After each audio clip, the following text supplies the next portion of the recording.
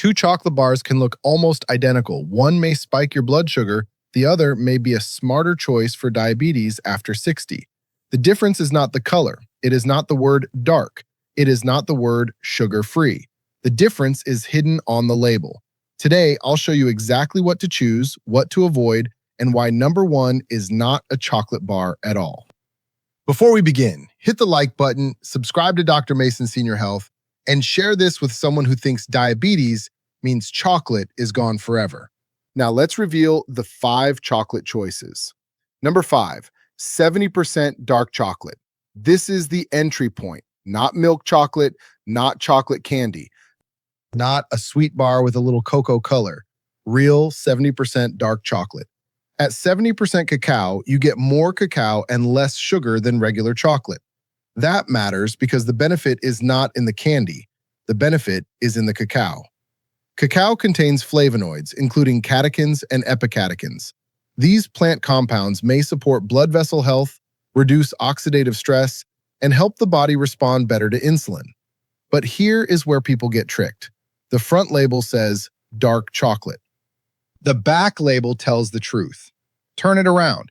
If sugar appears before cacao, cocoa mass, cocoa solids, or cocoa liquor, put it back, because that is not a blood sugar strategy. That is candy with better marketing. A smart portion is 2 to 3 small squares, about 20 to 30 grams, not half the bar, not the whole bar. 2 to 3 squares after a meal with protein and fiber. That is how you turn chocolate from a blood sugar gamble into a controlled choice. Number 4, 85% dark chocolate. This is where chocolate stops acting like candy. It is darker, stronger, more bitter, less sweet. And for blood sugar, that is exactly the point. The bitterness protects you from eating too much too fast. 1 or 2 squares of 85% dark chocolate can satisfy you because the flavor is intense. Higher cacao usually means more flavonoids and less sugar. More cacao, less sugar, better control. But do not get fooled by fancy packaging. Avoid bars with caramel, cookie pieces, sweet cream, fruit syrup, honey filling, or smooth centers. Those are not health foods. Those are dessert traps. A good portion is around 20 to 25 grams. Eat it slowly. Let it melt. Do not chew it like Halloween candy. When you slow down, your brain catches the flavor before your hand reaches for more. That is how you make dark chocolate work for you instead of against you. Number 3, 100% cacao or cacao nibs. This is the no excuse version. No added sugar, no candy coating, no sweet filling, no creamy milk chocolate softness, just cacao. And I will be honest with you, it is bitter, very bitter. But that bitterness tells you something important. There is no sugar hiding behind it. For someone managing diabetes or prediabetes, 100% cacao gives chocolate flavor without the usual sugar trap. Cacao nibs are small, crunchy pieces of the cacao bean. Do not treat them like candy. Treat them like a powerful ingredient. Add 1 teaspoon to plain Greek yogurt, sprinkle them over chia pudding, blend a small amount into a low-sugar smoothie, melt a small piece of 100% cacao with almond butter and a little stevia. Now you get the chocolate taste without turning it into a glucose roller coaster. This is where most people go wrong. They want chocolate that tastes like candy but behaves like a health food. That rarely happens. The sweeter it tastes, the more suspicious you should be. 100% cacao does not lie. It tastes intense because it is intense. If this is already changing how you look at chocolate, type cacao in the comments. Number 2, sugar-free chocolate with stevia or erythritol. Now this category can help you, or it can trick you badly, because sugar-free does not automatically mean blood sugar friendly. That is one of the biggest traps in the chocolate aisle. The key is the sweetener. Look for stevia. Look for erythritol. These usually have little to no meaningful blood sugar impact for many people when eaten in reasonable portions. But watch out for maltitol. Maltitol is common in sugar-free chocolate, and for many people, Maltitol can still raise blood sugar. It can also cause gas, bloating, and diarrhea. So the package may say sugar-free, but your glucose meter may tell a different story. Do not trust the claim. Read the sweetener. Stevia?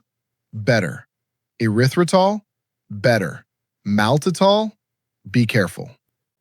And remember this, sugar-free does not mean unlimited. It still has calories. It still has fat. It can still trigger cravings. It can still become overeating. Use it as a planned treat, not a free pass. Number 1, pure unsweetened cacao powder. This is the strongest choice on the list, and most people walk right past it because it does not look like chocolate. It looks like baking powder. But this is where the real cacao power is. Pure unsweetened cacao powder gives you cacao without the candy bar. No sugar, no caramel, no syrup, no sweet filling, no healthy chocolate marketing trick, just cacao. Add 1 tablespoon to black coffee. Mix it into unsweetened almond milk. Stir it into plain Greek yogurt. Blend it into a low-sugar smoothie. Add it to chia pudding. Stir it into oatmeal with cinnamon and a little stevia. Now you get chocolate flavor without turning your blood sugar into a roller coaster. But the label must be clean.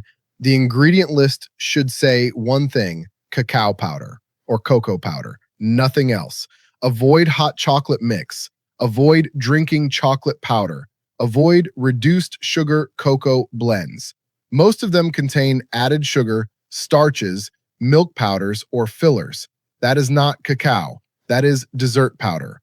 Pure cacao powder is different. It is concentrated, flexible, low in sugar, and powerful when used correctly. A practical amount is 1 to 2 tablespoons per day. If you use a glucose monitor, test your response. Do not guess. Measure. Your body gives you data. Now listen carefully. Chocolate is not automatically forbidden for people managing blood sugar. The wrong chocolate is the problem. Milk chocolate candy bars? Problem. Sugar first dark chocolate? Problem. Sugar-free chocolate with maltitol? Possible problem. Hot cocoa mix? Problem. But high cacao chocolate, controlled portions, and pure cacao powder, that is a different story. The goal is not guilt. The goal is control. Because guilt does not help blood sugar. Guilt often leads to restriction. Restriction leads to cravings. Cravings lead to overeating.